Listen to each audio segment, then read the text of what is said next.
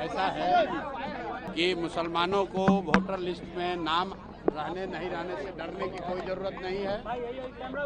Vote देना संविधान के जरिए वोट देना हर उस नागरिक का जो भारत का नागरिक है उसका संवैधानिक अधिकार है। मैं मुसलमानों से इतना ही कहूँगा, ये मुसलमान और हिंदू का मामला नहीं है। बिहार में हर वो गरीब जिसके पास पेपर शायद न हो, हर वो व्यक्ति 50 लाख से ज़्यादा बच्चे बिहार से बाहर मजदूरी करते हैं, उसमें सभी जाति सभी धर्म के लोग हैं, सभी वर्ग के लोग हैं। इसलिए घबराने की जरूरत नहीं है। ऐसा होता है, ये एक तरह से भाजपा का षड्यंत्र है। वो कोशिश कर रहे हैं कि वो लोग जो भाजपा के खिलाफ वोट दे सकते हैं उनका नाम काटा जाए, लेकिन ये नाम काट नहीं पाएंगे।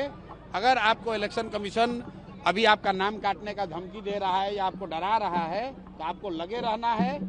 चुनाव आते आते सबका नाम शामिल होगा, जिसका नहीं होगा उसके लिए हम लोग लड़ाई लड़ेंगे, सारे दल वाले लड़ेंगे। इससे डरने की जरूरत नहीं है।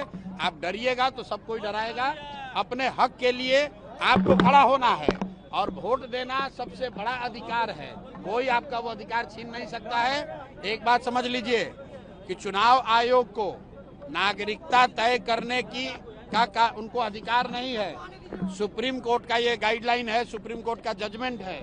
चुनाव आयोग किसी की नागरिकता नहीं तय कर सकता है। चुनाव आयोग का काम वोटर लिस्ट बनाना है, वोटर लिस्ट के जरिए चुनाव कराना है। अगर चुनाव आयोग ये कह रहा है कि वोटर लिस्ट ठीक नहीं है तो चुनाव आयोग को जवाब देना है कि भाई 1.5 वर्ष पहले इसी चुनाव आयोग से पार्लियामेंट का चुनाव हुआ है, मोदी जी इसी वोटर लिस्ट से चुनकर प्रधानमंत्री बने हैं। तो अगर वोटर लिस्ट खराब है, गलत है, तो मोदी जी क्या फिर से इस्तीफा देकर फिर से चुनाव लड़ेंगे?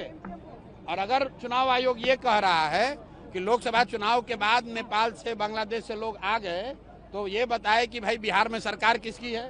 भाजपा की है, नीतीश की है। तो ये भाजपा नीतीश के सरकार के रहते बांग्लादेश और नेपाल से लोग आए कैसे? तो भैया ये संभव नहीं है।